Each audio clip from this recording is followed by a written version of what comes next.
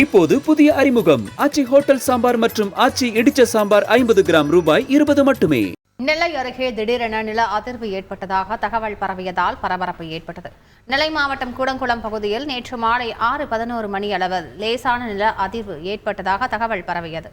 கூடங்குளத்தில் 2 அணு உலைகளில் மின் உற்பத்தி செய்யப்பட்டு வரும் நிலையில் அந்த பகுதியில் நில அதிர்வு ஏற்பட்டதாக வெளியான தகவலால் மக்கள் மத்தியில் அச்சம் நிலவியது. கூடங்குளம் அருகே உள்ள இருக்கன்துறை நக்கநேரி பகுதியில் கல் குவாரிகளில் பாறைகளை வெடிவைத்து தகர்க்கும் போது ஏற்பட்ட அதிர்வாக இருக்கலாம் என்றும் தகவல் பரவியது.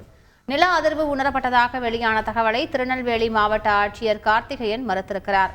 தமிழகத்தில் எந்த பகுதியிலும் நில அதிர்வும் உணரப்படவில்லை எனவும் வதந்தியை நம்ப வேண்டாம் என்றும் ஆட்சியர் தெரிவித்துள்ளார்.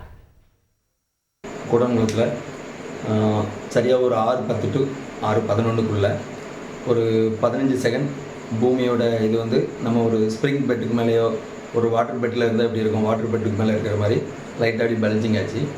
ஒரு 10 to 15 செகண்ட் இருக்கும். எங்களோட வீடு வந்து அணுமின் நிலையத்திலேருந்து ஜஸ்ட் ஒரு 1 கிலோமீட்டர், அந்த அணுமின் நிலையம் கேட்லேருந்து ஜஸ்ட் 1 கிலோமீட்டருக்குள்ளே தள்ளி இருக்குது.